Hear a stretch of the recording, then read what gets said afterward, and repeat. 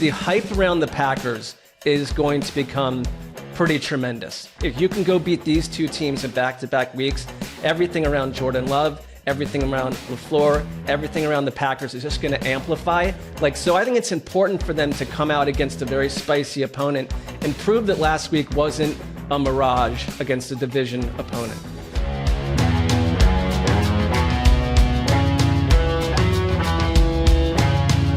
Hey-o!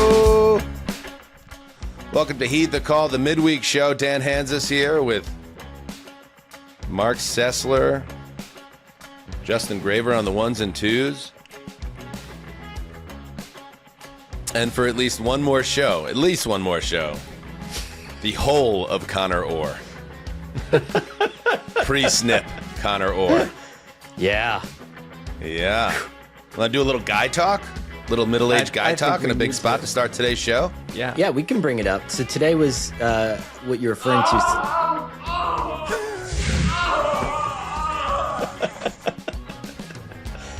Today was supposed to be the vasectomy. The snip. Got a push to right before Thanksgiving. So the door's still open to do a little more work. I like that. The doctor pushed it. This wasn't a hesitation on your part. So what's going on in the house right now is that we have a 6-month-old that is getting teeth and has not slept in roughly 5 days. So neither have my wife and I. We're going on about an hour or two a night. And so I had this conversation yesterday where I was like, do you want me to be on no sleep plus feel like I have a hammer to my nuts constantly? Or do we want to just kick this a little bit down the road to when the baby feels better? And we unanimously agreed that we might as well just push this a little bit. So it's funny because I have another friend, and I'm staunchly against this. It's just something I'm not going to do, but I respect people that do it. But I always recommend people not to do this for a variety of reasons. But I will say that I have a friend that's in the similar position as you, who has given a credible excuse for postponing his vasectomy for 5 straight years now. So let's see what happens on the dawn of Thanksgiving week. That's all I'm going to say. I have that long to think about it. So I'm in your camp, Dan. This is not something that I'm going to dial up as a personal option. I totally get it for certain people, but I always feel like you never know when the child rearing or the creation of a child will cease. The desire to, or why, what's behind what's the future, what's happening in the future, we don't know. Can I ask that? Like, with it, because it's very, you guys are very set in stone on this. Yes. So I want to know what the genesis I'll of answer this take for is. both of us. For Mark, it's Mark is still toying with the idea of building his own cult out, where he is the one and only true God, and it's very important to procreate in that setup. So that's Mark. That's an easy one. Yep. For me, it's trapped in some type of retrograde 1950s Don Draper. You take that out of me, you take out part of what makes me a man.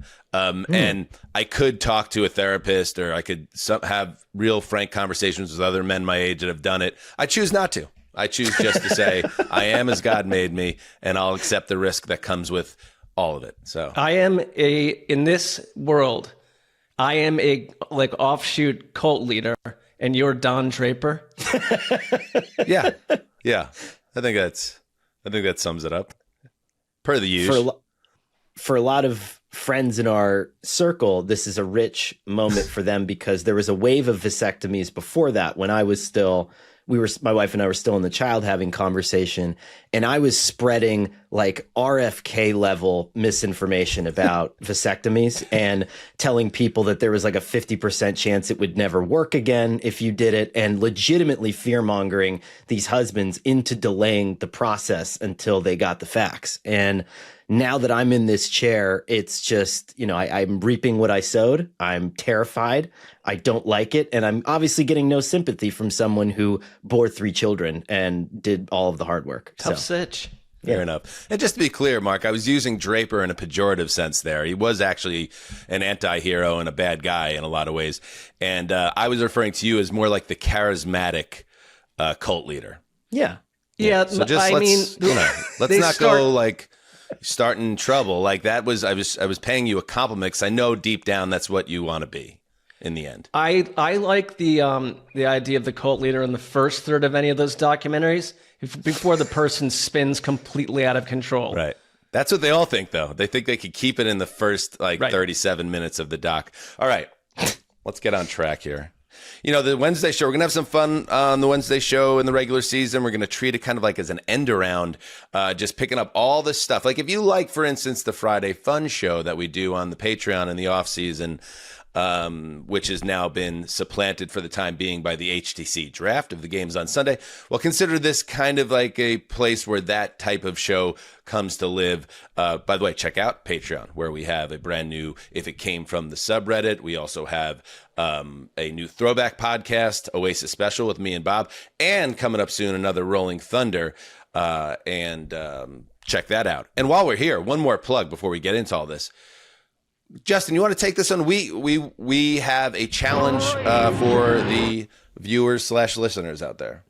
Yeah, so we're sitting right now, if you go to our YouTube channel, just shy of 23,000 subscribers. We're a little over 140 away from 23,000 subscribers, and we would love to hit that number by our next podcast taping, which will be obviously tomorrow, the Thursday preview show that might come out on Friday morning, depending on how late TNF goes. We need your help. If you are tuned into this channel and you are a fan of the heroes and you call yourself a hedonist and you're not subscribed, what are you doing? Hit that button, subscribe to the channel, like the video, drop some comments below, help us reach a new audience by growing the show. We appreciate. Speaking of charismatic cult leaders, I mean, Justin's got some potential. Listen to that pitch. Put on the red Nikes. Take me to the compound. Gravy. Well, you know, I do host my own podcast, Music City Audible. Oh, man, this guy's smooth as fuck. He's in total control. God. All right, let me try to get the show back after that. Yeah, so let's try to get to 23K by our next show.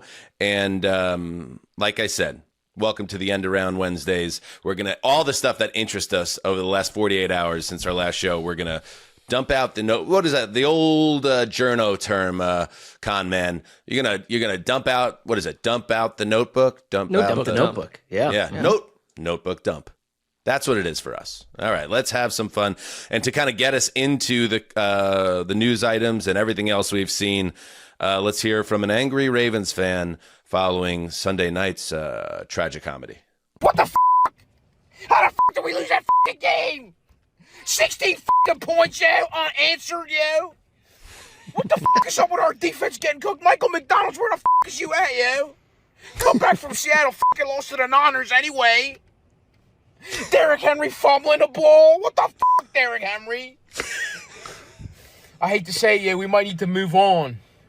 Get a running back with an intangible quality, somebody different. I don't know, somebody like Christian McCaffrey or Cam Scatterdo or something like that. Just those guys really stick out to me.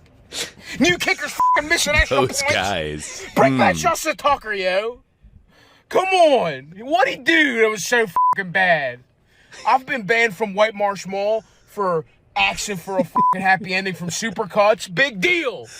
Everybody does it, yo. You gotta relieve stress. It's a stressful job, being a f***ing kicker. Lamar couldn't get it done on the f***ing last drive. There's only one thing to do. Lamar's good most of the game. He can't do it in the big moments. Trade 4 first-round picks for Joe Flacco. He will be our fourth quarter quarterback, yo. The Browns need that shit, okay? They don't know what the f*** they're doing. Fuck you, Josh Allen. Fuck the Buffalo Bills. We f***ing suck. Ah. Oh, Stavros. Oh my god. Tough times. Tough times. I'm sure, Mark, you're enjoying the Ravens fans going through it the last few days as a Browns supporter. Well, that guy is a well-known comedian, an actor and podcaster. I didn't know that when I first watched it, and I was like, this is so delicious, because he's like, you get one of these a year, usually from a fan base that isn't used to losing, so it's not normal for them. The emotion and the tangible ire I had to watch that like 5 times, and he's like on the verge of tears throughout it. Yeah, very good, very good. All right, let's get into some news. Let's start with Jalen Carter. We're still waiting to see Jalen Carter play football this season because, as we know, after the kickoff of the Thursday night opener, Carter spit on the chest of Dak Prescott. There are a lot of conspiracy theories around this, that he was perhaps provoked because Dak had spit. But, let's be real. Dak spit on the turf, and then Jalen Carter spit on his chest. So that seems like something that deserves punishment. Well, he was kicked out of the game. There's one punishment. He's also now been fined $57,222. What are these random numbers? Have you ever done a Conor Orr deep dive? I feel like that's a good Conor article. Why so specific to the dollar with these fines? If I'm not mistaken, that is the equivalent of a game check for him. That's what they said he was fined. Yes. The game check for week 1. So I think that see. number is how, yes. Now this all makes sense because when I saw this, the league also says the game he was ejected for will serve as a 1-game suspension. And I was like, well, it's not a 1 game. It's not a suspension because you don't get paid on suspension unless you get a fine that's exactly the amount of your game check. So I don't know. I kind of like this. Common sense prevailing at 345 Park Avenue. And now Carter learns a lesson, hopefully, and he will not appeal, and he will be back for the big Chiefs-Eagles showdown in week 2.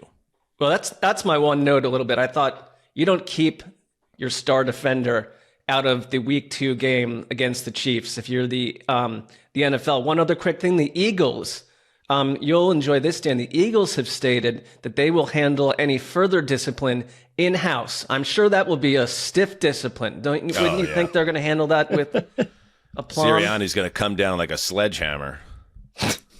Please. In other news, Dominic DeSandro, Big Dom, and he's sort of a legend. Speaking of the Kansas City Chiefs, the play that Xavier Worthy, their former first-round pick, and a very important piece of their offense, suffered a shoulder injury on a collision with his teammate, Travis Kelce. And Kelce went on his New Heights podcast. It's got to be a little bit of a come down on the New Heights side of things when you have the biggest star on the planet on the show and you do 70 trillion views. Like, it's kind of like it's almost, should that be the last podcast they do? Because everything else is a little bit downhill. But I digress. Anyway, I'm just trying to get rid of competition wherever I can. Here is Travis Kelce taking the blame for the play that Worthy got. How does this go wrong? Who's got the right of way at the stop sign here? I'm supposed to be running my route at depth for Worthy, so it's frustrating for me. I was trying to kind of set up my guy to be able to get in a position and it all just happened pretty quick. And I just got to be better, man. I'm 13 years in the league. There's no excuse for me running into my own guys like that and being able to play fast and help him out. Worthy had his guy beat, and we're out the gate, and that game starts completely different. Is that a personal logo on his hat, by the way? I think so. I was thinking about that as I was watching that, Interesting. Yeah, it's got a TK. He is engaged to marry a billionaire. Like, that's not an exaggeration. Taylor Swift is a billionaire. What is the motivation to play football, let alone do a podcast with your brother when you marry into $1 billion? That's going to be when that wedding happens. I would assume in the next year or so. Justin's fiance is in a similar situation. Like, once you marry into billions, where do you go in terms of motivation? You know, where's the internal fire, right? Exactly. Where is the internal fire? Huh? Yes, Justin. What? Billions? What am I doing on this show? The reception will be held at the lake house. Arrive post haste. In other Chiefs news, this is something that is unusual. Patrick Mahomes begins the week as a home underdog in Sunday's Super Bowl rematch between the Chiefs and Eagles. The Eagles opened as a 1.5-point favorite over the Chiefs. If the line holds, this from David Purdom of ESPN, Mahomes will be a home underdog for only the second time in his NFL career. The only other time was back in 2022 when the Bills were laying 2.5 points of wood. So not common territory for Kansas City. A little of the Mahomes thing, Connor, is because there has been this, for the first time, a little bit of doubt about the Mahomes magic and what he can do. And then Friday night in Brazil didn't do anything to alleviate thoughts that maybe the Chiefs don't have that juice anymore on offense. It still, I think, sets up a little bit well for Kansas City to put Patrick Mahomes potentially in FU mode. I just still have too much faith in his abilities, and I think they probably like the fact that they're underdogs in this game.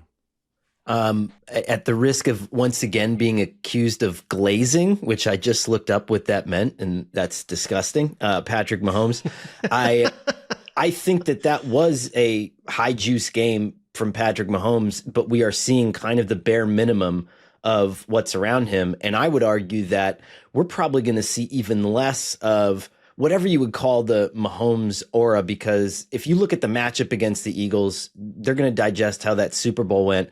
I think this is going to be a quick game heavy matchup for them. Like, I think it's take the ball, get rid of it, take the ball, get rid of it. Like, almost do what the Patriots are trying to do against Aaron Donald in that Super Bowl. Just keep him away from people who are going to hurt him. I'm pretty sure that Andy Reid didn't love the fact that he kept lowering his shoulder and inviting contact, because once that shoulder gets messed up, the season is completely over. And you can't fix it with a Tyreek Hill trade, for example. It's beyond that when Patrick Mahomes is hurt.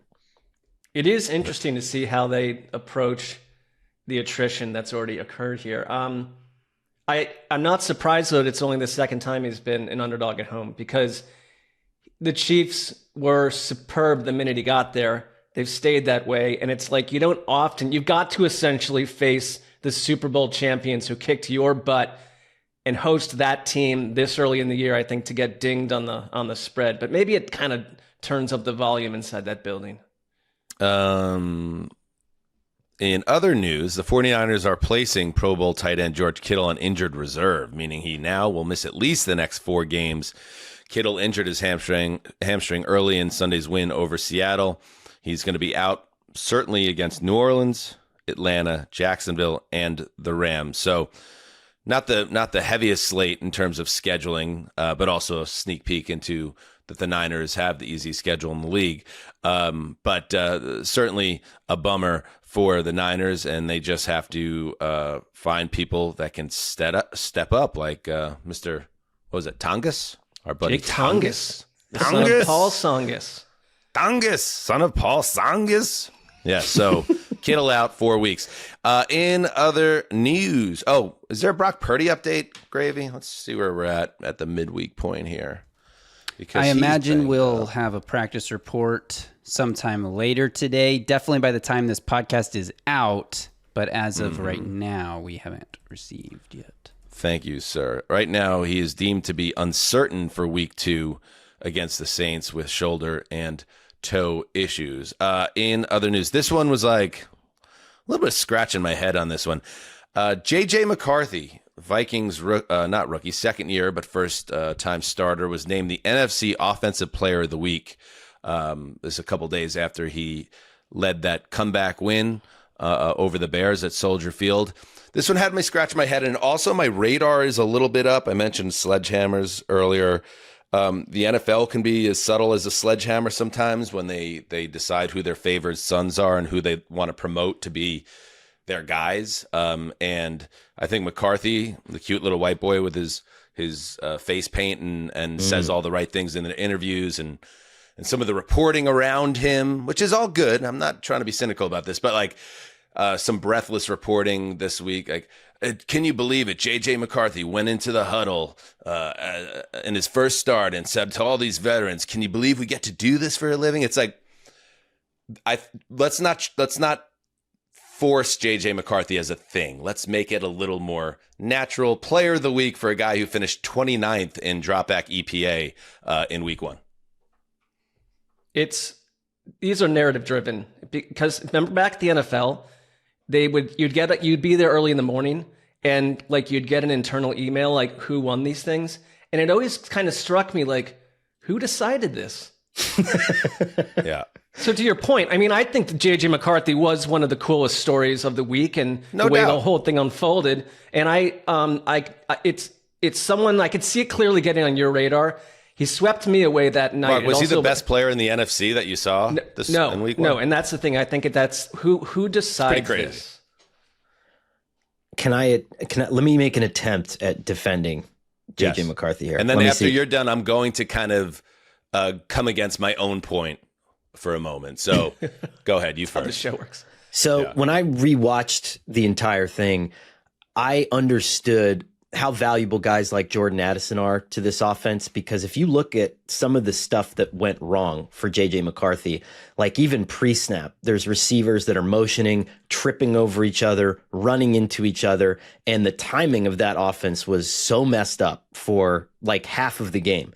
And then all of a sudden, you saw the touchdown before the missed 2-point conversion, and they ran basically the same play that they ran earlier in the game, where a guy trips, bangs into someone, messes the whole thing up, and now all the motion and stuff, the precision, everything is working, and he throws a touchdown on it. And to me, to see him come back from that and to ride through it, and we were getting serious Sam Darnold ghost vibes through that whole first half, that adds to the whole thing for me, right? Like the offense is broken, you're left for dead, you're in an automatic pass rush situation, and you overcome it. And one little nugget, and I know it's totally meaningless, but I watched that pick six again, and he chased the guy the whole way down, and I love it. It's like the anti-Derek that's what I'm Carr, talking like about. I'm with you throwing on his that. hands That's up what I'm thing. talking And so This whatever, kid never you know, quits. Look at him run after his pick six. Like, all right, there's there's little are we things not that doing just that? Are we make not me- supposed to do that? There's little things that make me just, make my heart flutter, and maybe I like him too. doubt the said- NFL is looking I believe at in motion. him. I picked the Vikings as an over for a reason, because I think he's going to do well in that offense. It's just a little bit, my antenna was raised, and I was actually fired up initially when I saw this. And I was like, look at the NFL forcing this kid down our throats. Just let it be natural.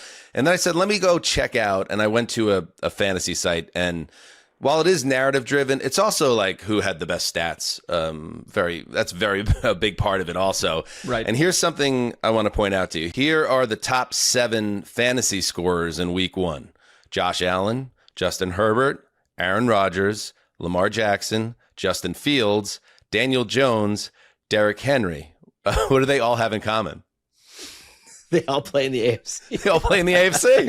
And I'm like, okay, so who was JJ McCarthy's competition for this award? You could have given it to Baker Mayfield, who threw 3 touchdowns in a win. You could have given it to Well, what about Jordan Love?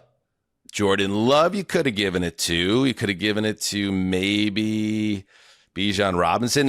When you actually start to really break it down, it was a weird topsy-turvy week where all the top performers were in the AFC. So there was a couple things that came together to make this so, but doesn't mean my radar's not up anyway. That's all.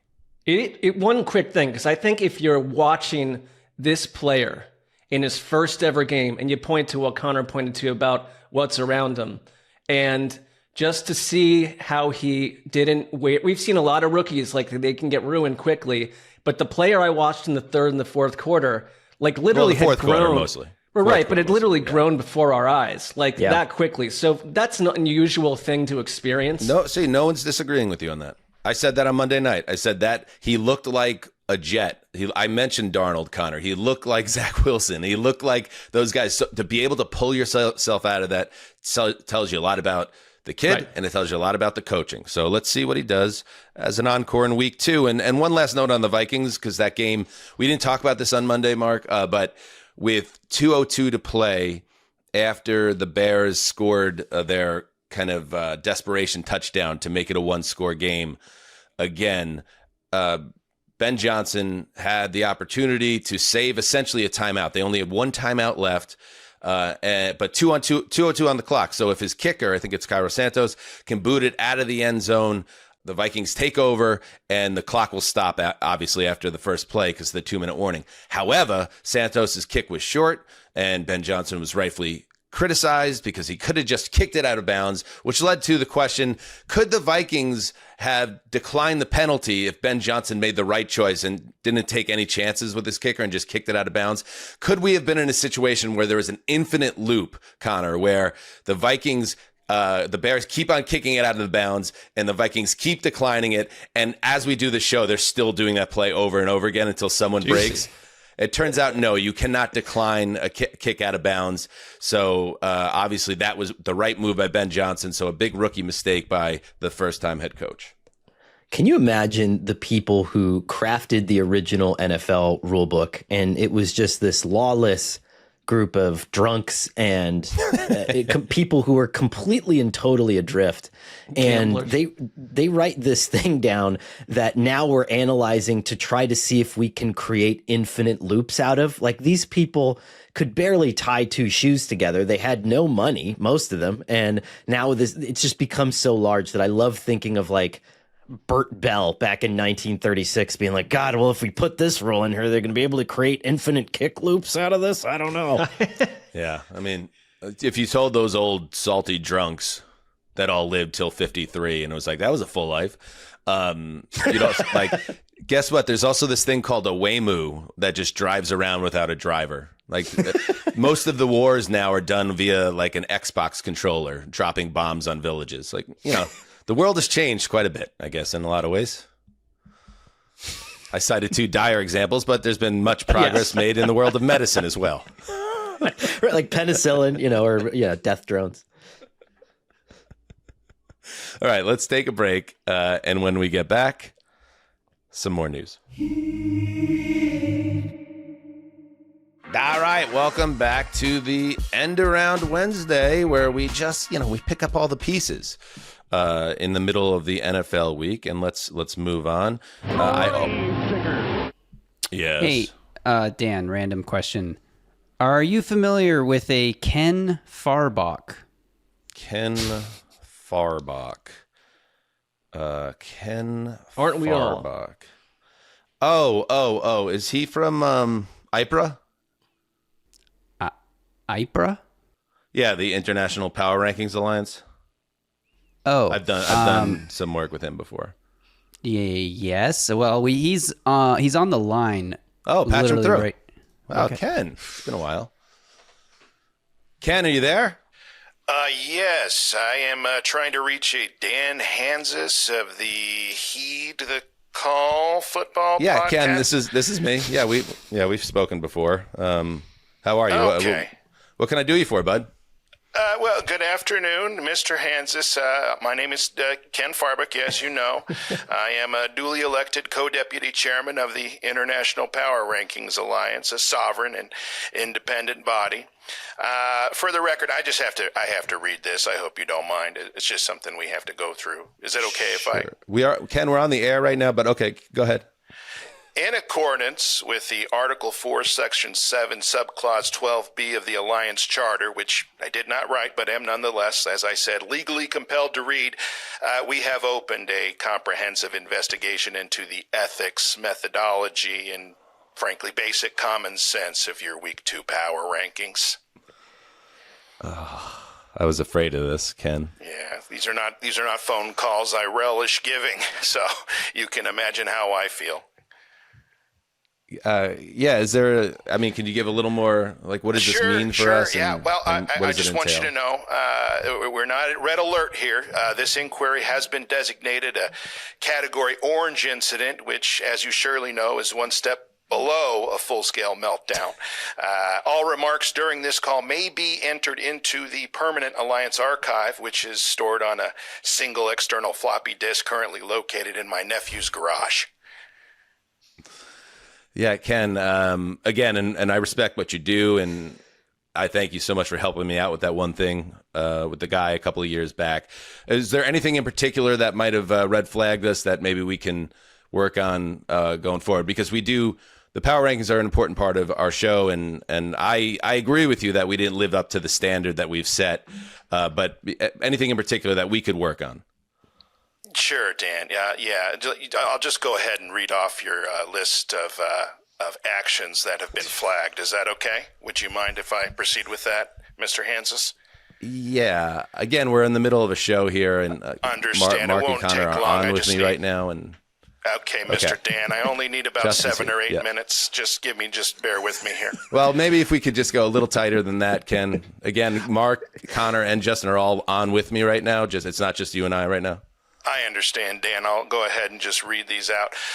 Number 1, moving the Super Bowl winning Eagles out of the number 1 spot after beating the Cowboys. Number 2, dropping the Broncos 5 spots after a win. Number 3, Bengals down 5 after a win. Number 4, Jaguars of Jacksonville up 9 spots after beating the Panthers of Carolina. Number 5, the Bears holding on to their 21st ranking after looking dismal on offense against Minnesota. The Cowboys dropping 7 spots after a fiery start to the season against said Super Bowl winning Eagles. Dropping the Arizona Cardinals 5 spots after a win. That one has been approved, so no need to explain there. Though the QB's toilet woes should have been taken into account more. And let's see, anything else? No, just a general sense of buffoonery. Yeah, that's a technical term. All right. Ken, I appreciate you, and I know this is part of your job, but I got to go down with the show. And again, Connor, Justin, and Mark are here. It's not just us talking. Is there anything else you guys can do, and we could just move forward here?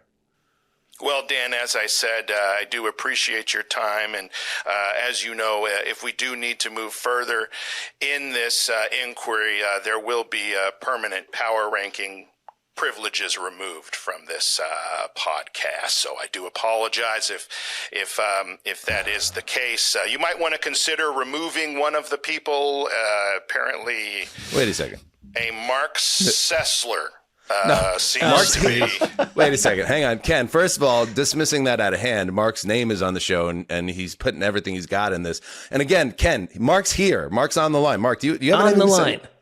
Yes. I am listening to Ken Farbach. Yes, Dan. Yes, you are listening to me, Dan. Listen, Dan, Mark is just a big dong tripper, and I want you to keep that in mind. Tripping dong, Ken. day and night. All right. Ken, I think maybe we could take this offline because, again, we're in the middle of a show, legitimately, and you've been a little rude, I think, overall. Well, thank you for that. I will take that into advisement. That is in the record, and it will end up on my nephew's floppy disk. So, all right, Ken Farbach, Deputy Commissioner, Chief Integrity Officer of the Farbic, excuse me, of the IPRA International Power Rankings Alliance. Okay, Justin, let's kill that. Beat it. I'm sorry about that guy. I didn't. Obviously, that was. And just so you know, Mark, that was never, not beyond like maybe a split second initially, that was it ever thought that we would, make any changes to who votes and all that stuff. So I'm completely stunned by how that production went down there with Farbach. Connor. So Farbach. I have some thoughts on this. Mostly the fact that the outrage over most of our week 1 power rankings should just discontinue the need for a preseason power rankings, because we don't really know dick about the NFL until a game is played. And so they're kind of like these unstable atoms. And I know a ton about science, and all of a sudden we start to quantify them as the season goes on. And so of course there's going to be teams jumping up 10 because they look freaking awesome, and teams dropping down. Listen, and Connor, sometimes the wins and losses matter. Sometimes plenty of logic. Yeah, that makes sense. I'm sorry to interrupt, but you're speaking a ton of logic. But as you know, you handle power rankings for one of the most well-known and renowned sports publications to ever grace the earth. Like, sure. And I wrote, power rankings for 4 years for NFL media, and Mark's here, and it's like, I think that if the entire power rankings community does a preseason's ranking, yes, the bar has been set, and we can't just skip it. It's like when Mike Mayock during draft season, he'd be like, "Oh, I don't do any pre-draft mocks. I throw out one," and it's like, well, that doesn't make you better. It's the hardest power rankings to do is that first one, and then compare it against your preseason one. So, listen, they flagged us. It's an orange level threat, I think it was called, and we'll be okay. We'll be okay. Some teams that won and were penalized by us, so to speak, based off of where they were in the preseason power rankings. I don't care if some of those teams won. I'll go back and look at my list if I'm the one that's standing out here, which I find to be Well, Like Farbick pointed you out, but I never did that. I'm not suggesting that you. I mean, I'm going to go back and rewatch this segment again. But we each had a couple wild things go down in that power rankings, and I wouldn't change a single thing that I did. I stand by what I've seen and how I feel, and where I put those teams. So Farbach, good for you, and that's what you need. I hope Farbach's listening to that. Yeah, I don't know if Farbach was really totally cognitively plugged in. There's some stuff going on there. All right, let's move on. Jim Harbaugh. Sometimes Harbaugh's admiration for his quarterbacks, and currently his quarterback is Justin Herbert, makes me think it's one of the reasons why he's a great head coach, because that positive affirmation, I think at some point he decided, as a former quarterback himself in the NFL and college, of course, like that makes you a better quarterback to have your coach publicly behind you. But sometimes Harbaugh, it crosses over into a Mark Wahlberg and fear territory. Here is Harbaugh talking about Justin Herbert once again. And a huge hit on Justin. The kind of hit that would have killed a lesser man. That's how big that hit was. Let's be honest about that. And then our guy, Justin Herbert, gets right back in the huddle, and it's 3rd and 14, and hits Quentin Johnson. Going back to our Player of the Week conversation, like Herbert, there was so much competition in the AFC, and then the game was played on a Friday, which was obviously dopey, but that's the way it is. It kind of got lost in the sauce a little bit, like how incredible Justin Herbert, Mark, was in that game.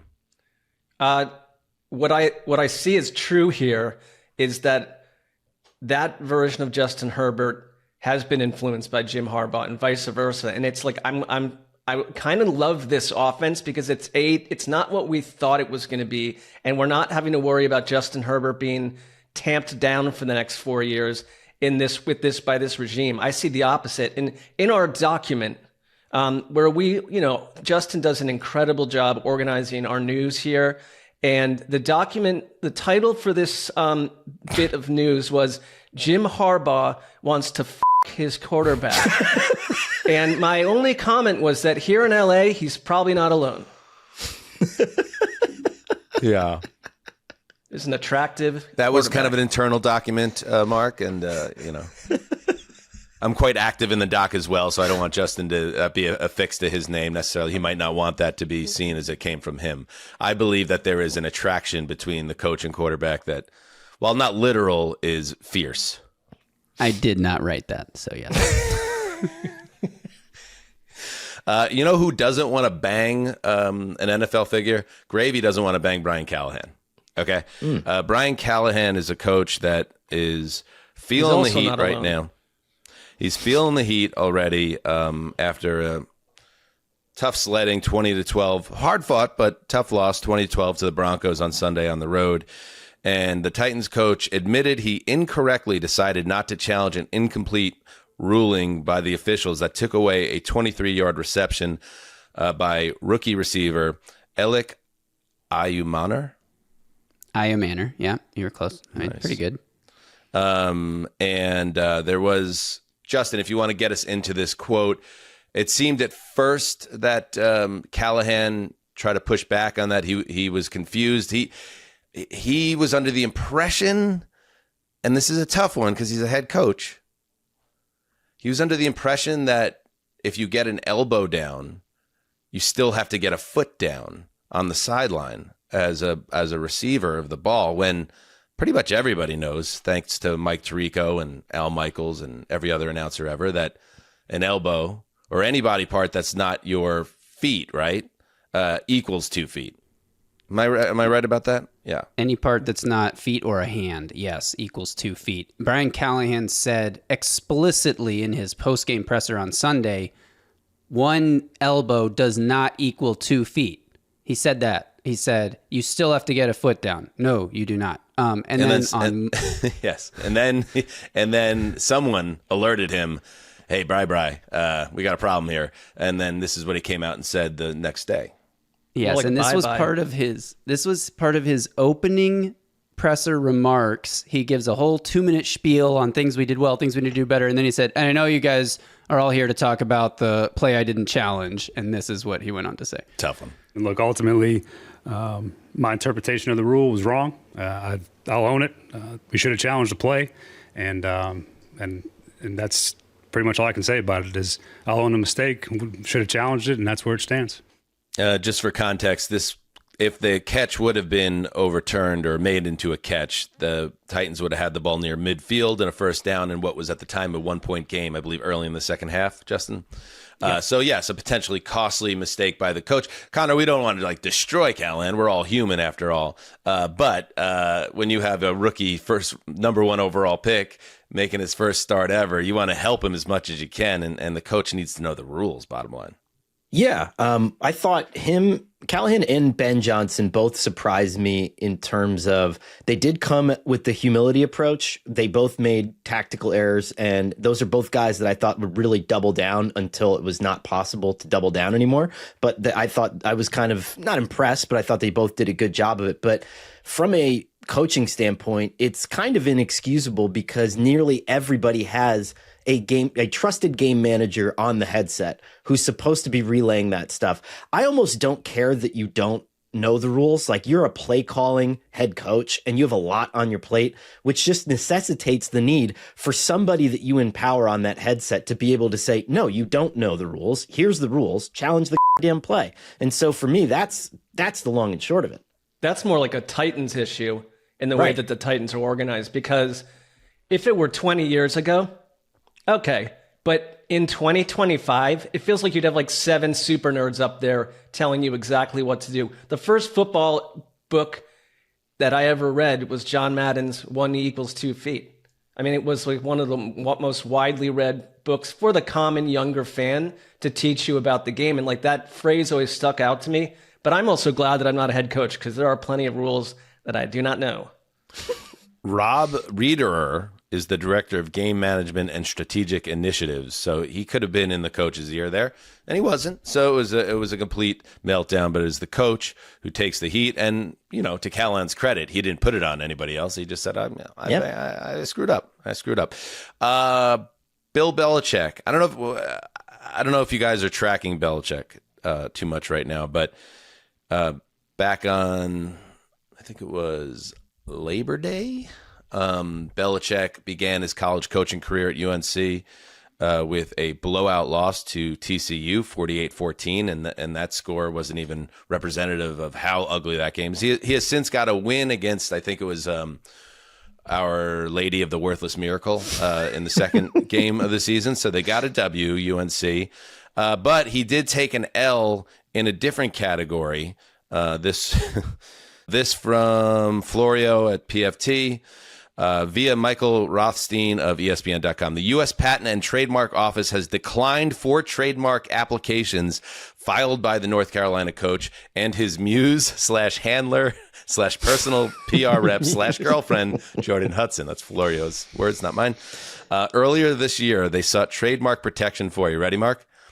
Do your job, open parenthetical, Bill's version, close parenthetical, a play on the Taylor Swift re-recordings of her catalog in defiance of Scooter Braun and that business that happened with her career. Ignore the noise, Bill's version, the Bellustrator, Bill's version, and No Days Off, Bill's version.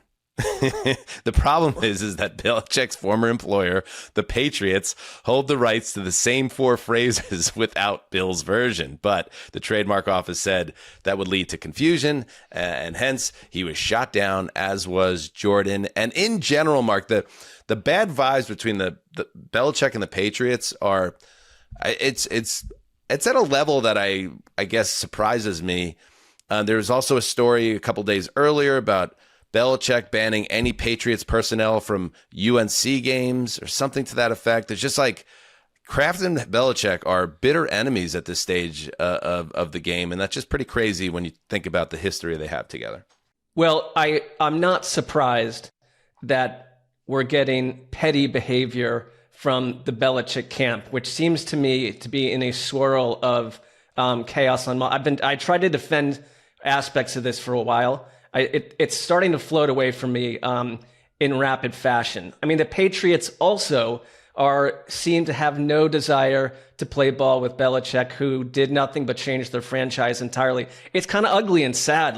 And I did watch that first UNC game, and it's like, why is he doing this? Like, what is this? I feel like his legacy is in one way not interrupted at all, because we'll forget about most of this at some point, or will we? Because this is one of the uglier late life chapters around.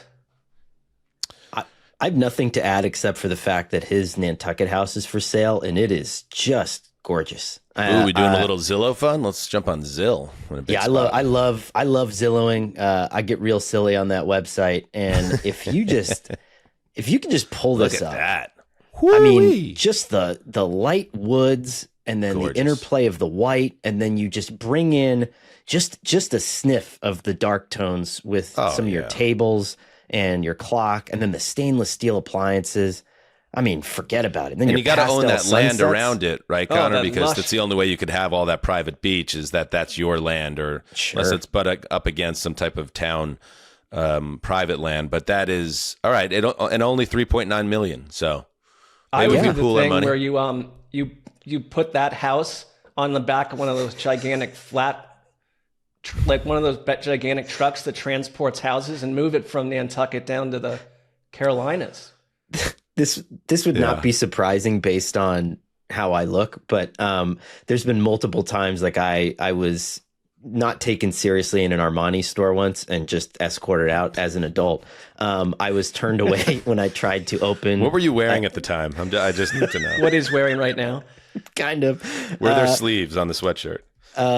Probably not, if knowing me. And there was another time that I went into a bank and they had you could open a CD account with a certain amount of money. And I came in and I asked about it, and the guy put his arm around me and he goes, "Oh, buddy, I think what you mean is our free checking accounts," because he just assumed that I didn't have that much money. But when you look at this Belichick thing, there's an option to request a tour. And I just wonder what the realtor's face would look like if the three of us just showed up and asked to be walked around this place in Nantucket. I also just work under the assumption that Michael Lombardi is just in charge of all this shit. Like, he's in charge. Hey, post it on Zillow. Hey, I want you to go up there this weekend and clean the place up. And, there's some podcast bozos that want to take a look at the place. You just give them the tour. You understand me? Yes, sir. Absolutely, sir. I'll be right there. Look at that place. Gorgeous. All right. Luxurious. Let's see. All right.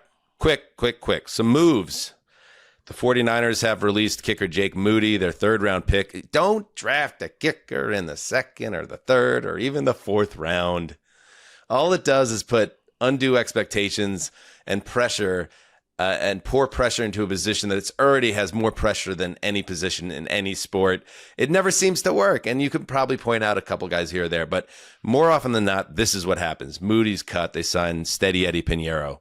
These guys work forever. They're like in Musical baseball, chairs. the lefty on lefty relievers that used to just pitch for 1,000 years. It's like, holy shit. How long has Logan Boone been in the league? Or Boone Logan? It's been like, this guy just needs to get one guy out. What a gig. All right. The Falcons are signing kicker Parker Romo. Now, that's a new name. I haven't heard that one. Usually who's on the kicking carousel in free agency. Parker Romo to the practice squad. Keep an eye on that. Younghoe Koo is, at times been one of the top kickers in the league, but obviously he blew the game for him yesterday, and coaches don't like when the kickers blow the games. Speaking of blowing the game, Jets cut wide receiver / kick returner Xavier Gipson after his costly fumble on a kickoff led to the Steelers' recovery, quick Rodgers touchdown, and eventually the Jets obviously fell by 2 points in that shootout. Gibson's time in the sun, as Jets fans will undoubtedly recall, was his punt return touchdown in overtime against the Bills on the Aaron Rodgers Achilles night. But that was the first game of his career. And let's hope that this wasn't the last game of Gibson's career. But sometimes with those special teams guys, Connor, it happens in a blink. Can I just say, and I believe this with all of my heart. And when this news came out today, there was a flurry of Aaron Glenn's not messing around. I don't like this. And this is just comes from a decade worth of interviewing players in locker rooms. And when players feel like they have room to make the mistake, that they're accepted by the coach, that's often when you get peak performance out of these guys. Mike Westhoff was legendary for scaring the bejesus out of his kickers and punters and long snappers. And these guys come out every down shaking, afraid to make a mistake because they're worried about, feeding their family and continuing to work in the NFL. And so while it's a cool, tough guy lever to pull sometimes, now the next guy has to go out there and try to field that punt. And you're creating this psychological experiment around it. And all right, let me just push back a little bit. First of all, the context is important. Glenn, he worships at the altar of Parcells. Parcells was famous for this. Parcells famously once said to Adam Vinatieri when he was a young kicker and who was struggling early in the season or the preseason, right before he went on the field, "Hey kid, if you miss this kick, you're fired." Like that. Yeah. And that no pressure, no diamonds style of coaching is not exactly in vogue anymore, and it does feel a little out of time. But I guess as a fan / as a Parcells disciple / as a Jets fan who just went through the Robert Saleh era where it felt like there was no accountability for these guys when they made mistakes, it's a little bit of a breath of fresh air. Now, if Breece Hall fumbles away a game, like what are you gonna do to Breece Hall? It's easy to get rid of a fringe guy. Gibson was only even in that game because the starting kick returner had went out with an injury earlier. But it sends a message. It's a message, and it's a little antiquated. I get you, Connor, but I also kind of like that. Don't f*** up here. We're trying to build something. Isn't it a little different team by team? I mean, the Niners just did it with the kicker, and like these guys come and go, but I think, and Connor, I hear your point because I think different players, Parcells also treated different players in different ways depending on their psychological makeup. Like Sims versus Taylor were not treated the same way. So I think in this case, I don't mind it because it's specifically the Jets who I think there need to be some signposts that tell us this Jets team is different. But from a player angle, it's a hideous occurrence. It kind of works until it doesn't, right? And we'll see. Right. All right. Let's and finally, the Steelers signed former Patriots safety Jabril Peppers. Let's take one more break. We come back. We'll take a look at the first game of Week 2, and then tie up a couple loose ends. The end around continues soon. All right, we are back. I have been around long enough, Mark. Remember when we were working at NFL Media when they launched Thursday Night Football and it was just bad games after bad games after bad games. It's not the case anymore. In fact, it feels like almost all the games are bangers now on Thursday, and Al Michaels is pumped up about that. And Kirk Herbstreit, if Kirk Herbstreit is, still like, is he still doing it? Is Herbstreit back again? He's never seemed particularly plugged in. I would put it that way. I don't know. But maybe he is. We'll find out on Thursday. Most passionate twosome to cover these island games. I won't hear the Al Michaels slander. I'll let that man get old in front of me. I will hold him in my embrace, but I can't do the same for Kirk Herbstreit. He sounds like if you put me in a La Liga booth and asked me to call a game with zero research, and then I'm just making cursory observations about and you see this guy's hair and unbelievable. Yeah. And also maybe though, with that La Liga team, your son was the same age and you coach some of those guys in youth sports. So you're just calling on their prior experience in a different league altogether. It's like, oh yeah, this guy went right after the Oranges and he came out firing in the second half every time. It's like, what? Anyway, here we go. Week 2 already, Mark. We're almost to the finish line. The Washington Commanders against the Green Bay Packers. Oh, I love it, Mark. Sassy, your Packers in prime time. And we get to see how and nice little setup for their schedule because they're getting 2 big time teams in the Packers and the Commanders, but they're getting them both in their backyard. This one at Lambeau Field as well. And the Commanders, I watched the Giants Commanders game this morning.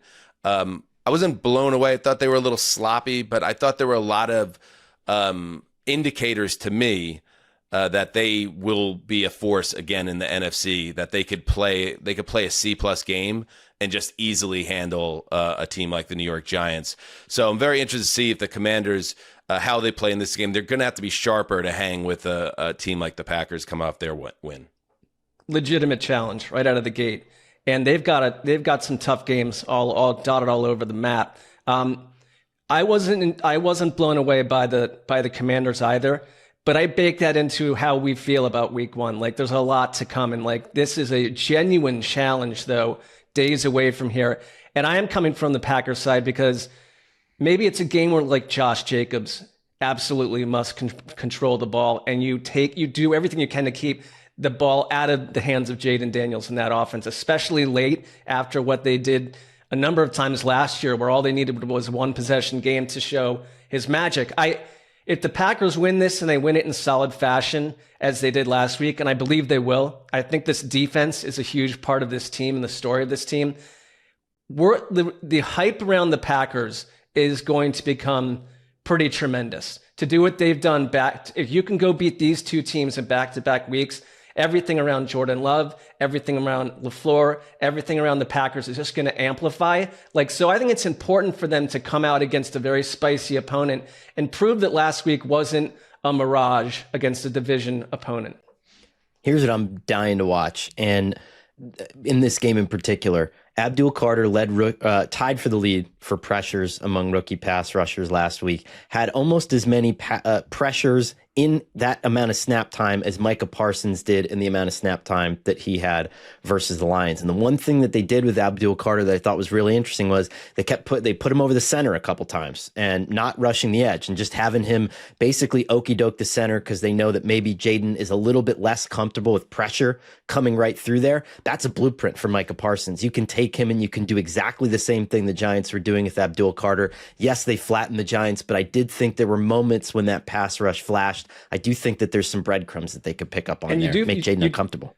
You'd think that the Packers in this evening spot would love to cook up stuff to make it evident to everyone that trade was absolutely the right move for the Packers.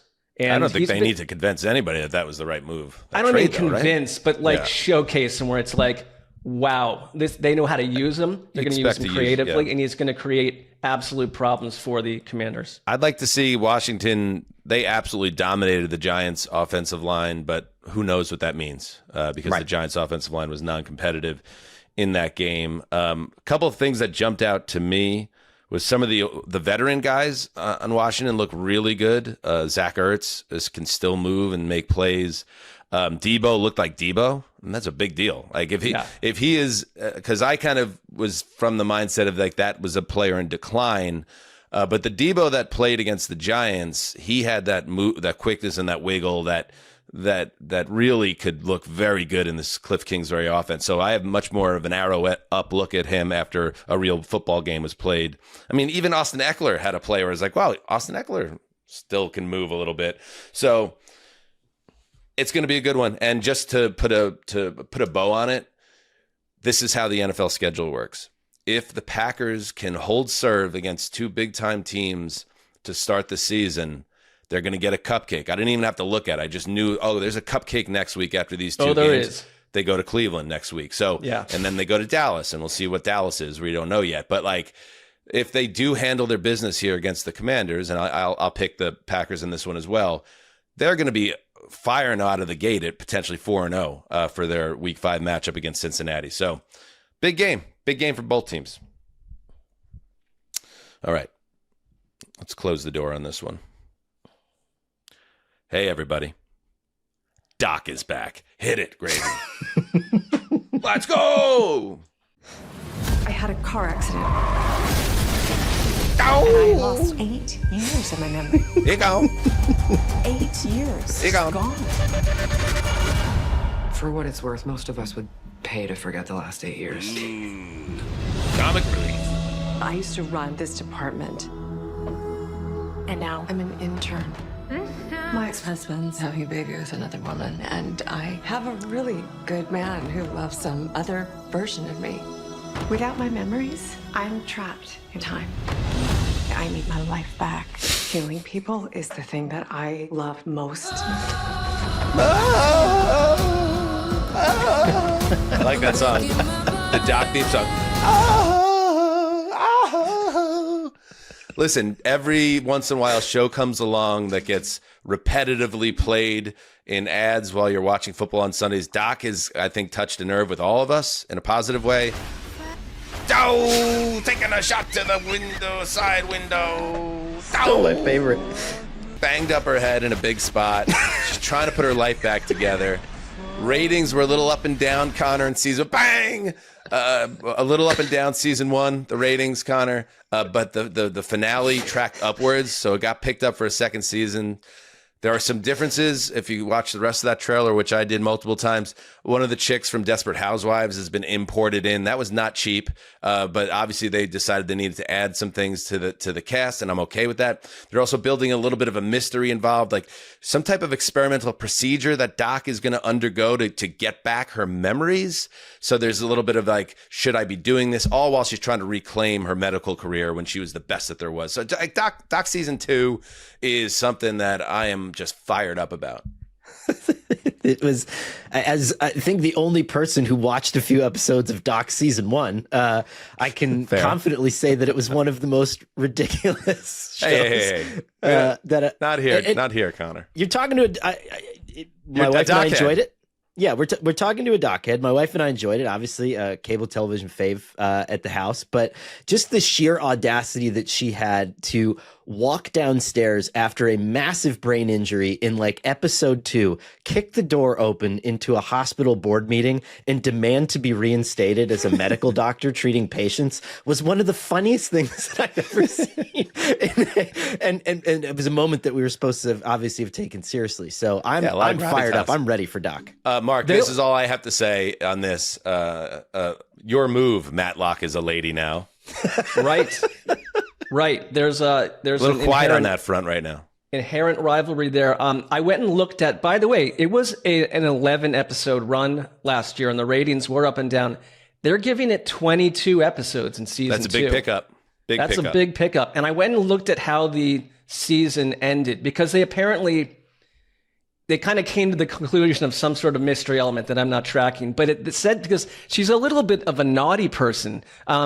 It said, and this is how the show wraps. And then Dr. Larson's secret boyfriend, Dr. Heller, walks in on her. She's making out a little bit with her ex-husband, who she didn't realize it was her ex-husband at the beginning of the series. Dr. Hamda, a situation that brings no joy to either Dr. Heller or Dr. Hamda's current wife, Nora. Hell yeah. I don't know what any of that means, but like she's got a little bit of a naughty side to her. Justin, who's the Desperate Housewives chick that they imported at great cost to add a little more juice, which I'm in for.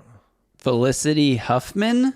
Yeah, correct. Yeah. That's what Google said. In a big spot, they got Huffman. No, that's correct, because the TV Guide article had a big breakout on that. And just one more thought, because Matlock is a Lady now was a big hit on CBS. I'll throw this one out there, just as, a fan of linear television. How about, if you could make Matlock a lady, how about Murder, He Wrote? Or if we want to be a little bit, depending where we stream, maybe Murder, They Wrote, if we just want to check some boxes. Now you got me.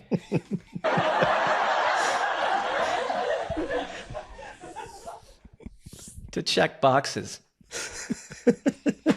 All right, let's say goodbye with a thirst trap. I mean, and this is one of the big thirst traps I've seen in some time on the internet. Whoa. I mean, take a look at this. Marc Sessler posting this photo. Check out the YouTube show. And while you're there, make sure you subscribe. I mean, if we needed a hook to get people to check in on the YouTube show, Marron. I like how, Mark, you have anything to say about this? You look handsome. For the people just listening, you're wearing Levi. Time I'm seeing this. He's looking downward. He's got sunglasses on. He's got a tight black jeans on, and looking pensive. And it's, of course, in black and white. Go ahead, Mark. Take it away. Thirst trap. I appreciate the PR here. This is for a very special project coming up. It wasn't me just waltzing around town. Took it right outside my apartment early in the morning. Had not showered yet. So Daddy some likes things daddy. going on there. Well, Did you see my comment, by the way? you know what the weird thing is? I don't know what happened. This is not particularly interesting, but around 8 o'clock last night, I can't see comments on any of my IG posts, and I've been looking it up. Dad. And Figure it out. No. Like every single post, it says no comments yet. But I have a side Instagram. That must have been freaking you out though, because you posted a thirst trap, and then if you're like, how could I have no comments on this? I look so hot. I can see that there's 32 comments or whatever it was, but then you click in, it's like it won't allow me to go there, and it says that something that I've done on Instagram might have agitated Instagram people, and I was like, what did I do? Well, So my reply was now show the butt. Right. And I also used the peach emoji. I also like the thing you did in the first line. It's unclear if this person has ever read a book. That's like when the girls post themselves in a bikinis and like doing like the kissy face, and it's like, look how stupid we all look, but it's really just like, look how hot we are. Similar move there. We know you read a lot of books, Mark. It was a similar move. At this point, I own a lot of books. I don't. It was a similar move, though. Caught. You're a beautiful man, Mark. Never change. Never change. Right back at you. All right. We'll be back late Thursday, early Friday with a TNF recap of Commanders-Packers, then a full look at Week 2. As full as we want it to be. Week 2 preview coming up. So make sure you're there for that. Really a positive show. We got through a lot of stuff. Boxes were checked. Conor's balls are still intact. His penile situation has not been compromised. I think this was a huge victory of a show from multiple angles. Yes. All right, till next time. Do what you must. Heed the call. I'm Tom Brokaw. Conor's penile situation is intact. Pretty much Stay the worst tuned. worst possible timing I could have picked to drop this, but since we hit it earlier in the show, Kyle Shanahan says Brock Purdy is a long shot for Week 2. And if you don't care, we can cut this because you already signed off. No, we absolutely need that in the show. Okay. Well done, Justin. Well Nice done. work. Brock Purdy, a long shot to play. Okay, well that means it is, who is the backup up there right now? Mac Jones, baby. Oh, baby, that's your boy. go. And as I've said on our show, Mac Jones, he can't play quarterback, but he is fun to watch because he is a real son of a bitch, that guy. I love him. He's going to agitate people. He's going to attempt throws that he has no business attempting. He's going to scramble for first downs and then get up in the grill of a linebacker who's just going to smirk at him and then crush him 6 plays later. It is a fun show with Mac Jones involved. Let's go. I thought the Tom Brokaw update was just talking about Conor's nuts still. I thought you were extending I also the bit. thought that was the news break. But this worked too. All right. For real this time. Till tomorrow. Heed the call.